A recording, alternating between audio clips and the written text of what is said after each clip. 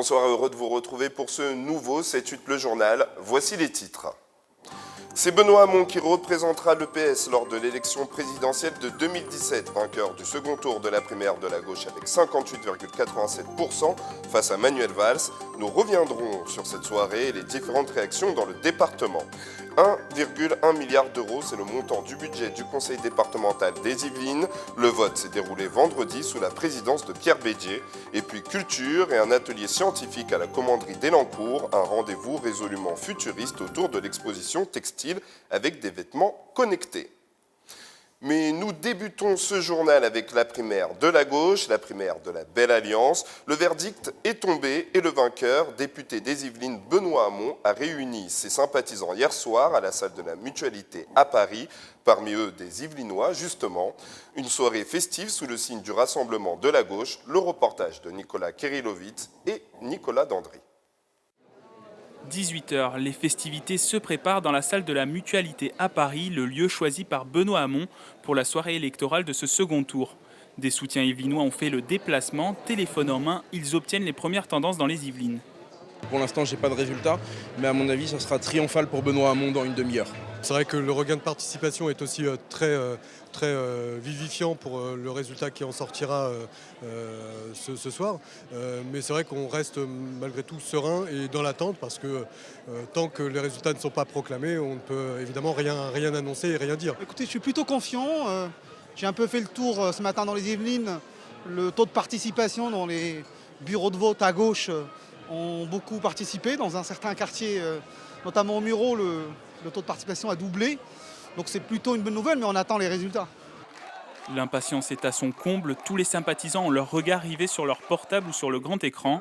À 20h45, les résultats tombent. Pour Benoît Hamon, 58,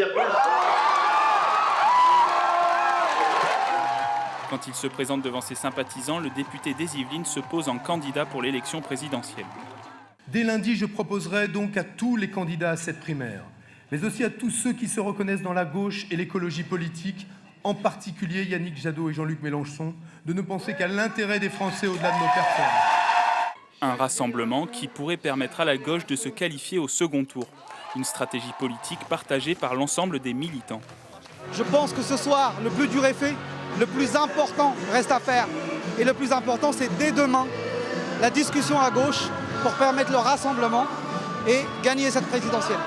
Nous en avions déjà les prémices lors du premier tour et le second tour a fait que confirmer que les gens, les électeurs et les citoyens de gauche avaient un besoin de renouvellement et avaient un besoin de rassemblement de la gauche.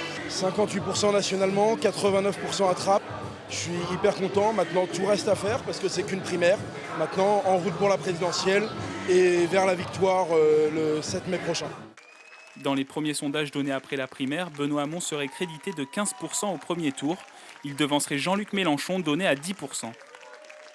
Et nous reviendrons un peu plus tard sur les réactions dans le département suite à la victoire de Benoît Hamon au deuxième tour de la primaire de la gauche. Un carambolage entre plusieurs véhicules a fait 60 blessés, dont 5 en urgence absolue ce lundi matin dans les Yvelines. Conséquence, l'A13 était coupée entre la Normandie et Paris ce matin. 1,1 milliard d'euros, c'est le budget 2017 des Yvelines. Bonne nouvelle pour cette année, le département n'augmentera pas sa fiscalité. Le vote a eu lieu vendredi dernier dans une atmosphère plutôt tendue. Le budget des Yvelines pour l'année 2017 vient d'être voté par l'Assemblée départementale. Il s'élève à 1,1 milliard d'euros pour un total de dépenses de 970 millions. Le département est l'un des plus économes de France, a rappelé son président Pierre Bédier, qui a également promis de ne plus toucher à la fiscalité. Pour les Yvelinois, je crois la nouvelle la plus importante, c'est la fiscalité n'augmentera pas. L'an passé, le département avait été contraint parce que l'État nous avait pris près de 200 millions d'euros, l'équivalent de 20% de notre budget. Nous avions été contraints d'augmenter notre fiscalité. Cette année, nous avons absorbé ce choc.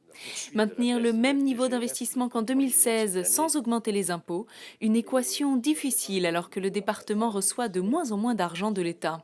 Certains postes de dépenses ont été revus à la baisse. C'est le cas des subventions aux crèches qui ont été supprimées. Aucune conséquence de toute façon, puisque les familles payent toujours la même somme, puisque les tarifs des crèches sont fixés par la CAF. Donc il n'y a aucune modification des tarifs payés par les familles dans les crèches. Un dossier continue d'entacher les discussions au niveau départemental, celui du rapprochement avec les Hauts-de-Seine. Le projet permettrait de réaliser des économies d'échelle, et ce, dès 2017, selon ses défenseurs.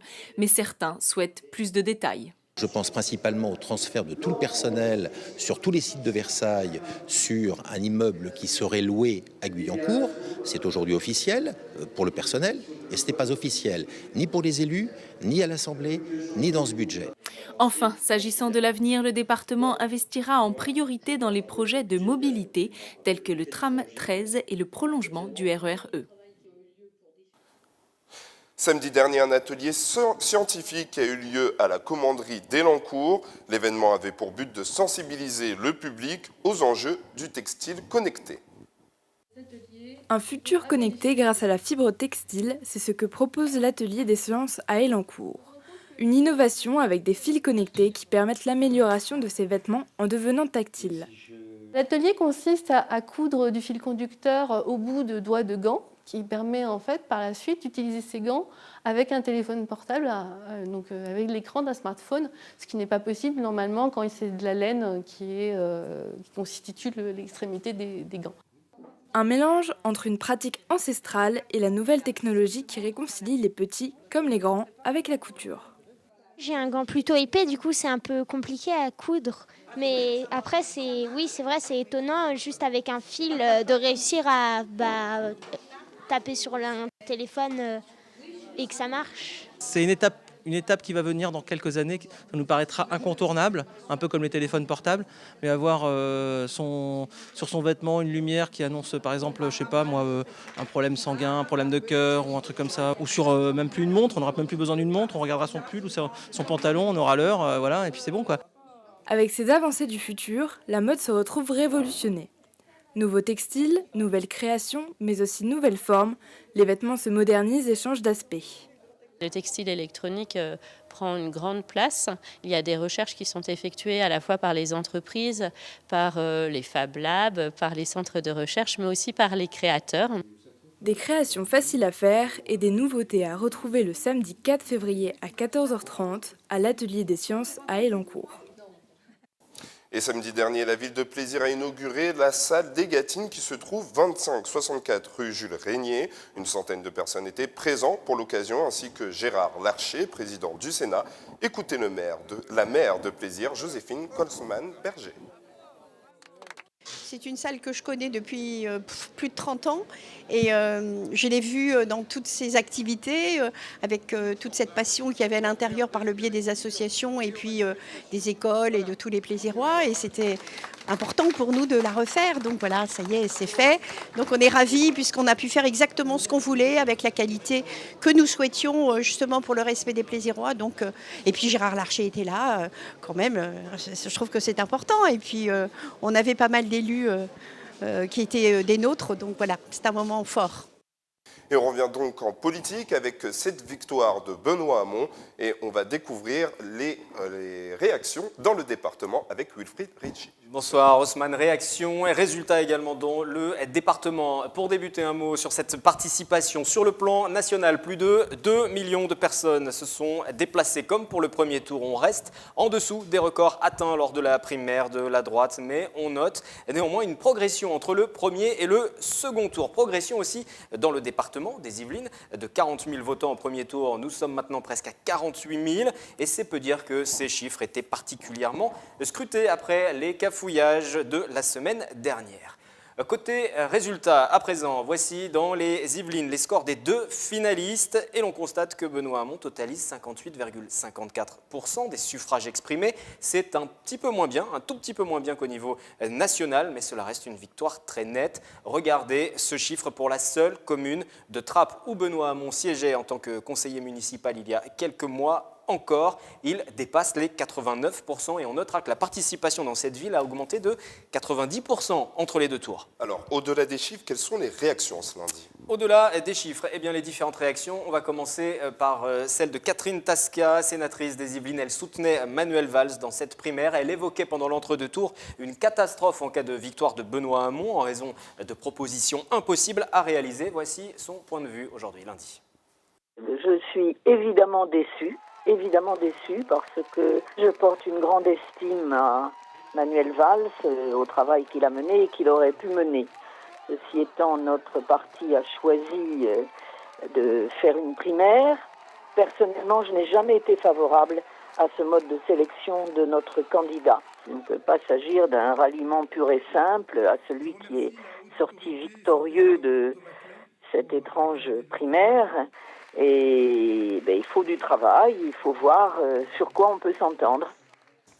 À droite à présent, quelques réactions également, même si l'on est en pleine tourmente pour le candidat François Fillon. On suit avec attention les résultats de cette primaire des socialistes. Vous allez entendre Sophie Primas, c'est la numéro 2 des Républicains dans le département des Yvelines. Et puis, juste après, Jean-Michel Fourgousse, c'est le maire d'Elancourt. Il est candidat aux législatives pour les Républicains, donc dans la 11e circonscription détenue aujourd'hui par Benoît Hamon.